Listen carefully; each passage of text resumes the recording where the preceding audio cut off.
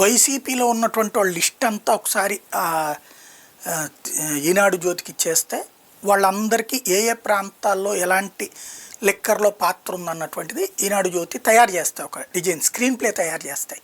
దానికి అనుగుణంగా అందరినీ ఒకరోజు ఏమో ఫస్ట్ విజయసాయి రెడ్డి సూత్రధార్ అన్నారు, ఒకరోజు ఏమో మిథున్ రెడ్డి సూత్రధార్ అన్నారు, తర్వాత ఇవన్నీ కాదు రాజకేశ్ రెడ్డి అసలు కీలకం అన్నారు. ఆ తర్వాత చూస్తే ఆయన ఎవరు గోవిందప్ప అన్నారు. ఆ తర్వాత చూస్తే మధ్యలో వచ్చేటప్పటికి ఇంకొక ఆయన పట్టుకొచ్చారు. ఇట్లా రోజుకు ఒక్కొక్క, ఇప్పుడు ఆ కృష్ణమోహన్ రెడ్డి ధనుంజయ రెడ్డి అన్న, ఇప్పుడు మళ్ళీ అర్జెంటుగా ఒక కాన్సెప్ట్ వచ్చేసింది ఏంటంటే అవినాష్ రెడ్డి వాళ్ళ నాన్న కూడా ఇందులో పాత్రధారులు, ఇందులో కీలకమైనటువంటి వాళ్ళు అంట. ఓవరాల్గా మనకు కావాల్సింది ఏంటి, జగన్ మద్యం మీద తిన్నాడని చెప్పాలా. తిన్నాడు అంటే కనుక ఆధారం చూపించాలి, డబ్బులు పట్టుకోవాలా.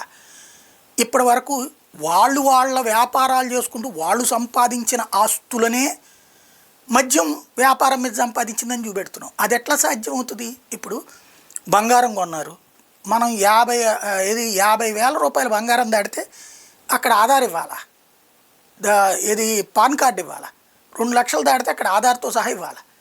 అంటే ఏంటి, మన ఇన్కమ్ ట్యాక్స్ లెక్కలో చూపెడుతున్నాం. ఇన్కమ్ ట్యాక్స్ లెక్కలో చూపెడుతుంటే జెన్యూన్, అది 400 కోట్ల బంగారం కొంటే ఆ లెక్క కనబడుతుంది అక్కడ.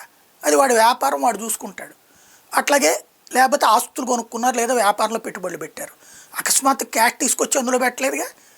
సంస్థల నుంచి వచ్చినటువంటి వాళ్ళు వ్యాపారాలు చేసుకునేవాళ్ళే. వ్యాపారాలు చేసుకునేవాడికే ఆ డబ్బులు వాడి వ్యాపారం పెంచుకుంటే అది దీంట్లోదే అని మనం ఎట్లాగా కన్ఫైన్ చేస్తున్నామంటే మేము రాశాం కాబట్టి మీరు నమ్మండి అంటున్నాం. ఇప్పుడు కొత్త కాన్సెప్టు వీళ్ళది, అవినాష్ రెడ్డి వీళ్ళు. మనం రాస్తాం, మనం ఒక స్క్రీన్ ప్లే తయారు చేస్తాం, దాంట్లో వీళ్ళిద్దరు కాకుండా ఇంకా రేపు పొద్దున జగను భారతి అనేటటువంటి తీసుకురావాలని మన ఉద్దేశం. ఇంకా మిగతా వాళ్ళ పేర్లు కూడా అన్నీ కలిపేసేస్తే టోటల్గా వైసీపీ వాళ్ళందరినీ లెక్కర్ అన్నటువంటి పేరుతో పెట్టేసి లోపల పెట్టేస్తే మన బెల్ట్ షాప్ గురించి ఎవడు అడగడు. రాత్రి పగలు నడిచేటటువంటి బెల్ట్ షాపులు, పర్మిట్ రూములు, మద్యం షాపులు, బార్లు, ఈ మధ్యన అదేదో దాన్ని ఏమంటారు సూపర్ బజార్లు, మద్యం సూపర్ బజార్లు వచ్చేసినాయి. వీటి గురించి ఎవరు అడగరు.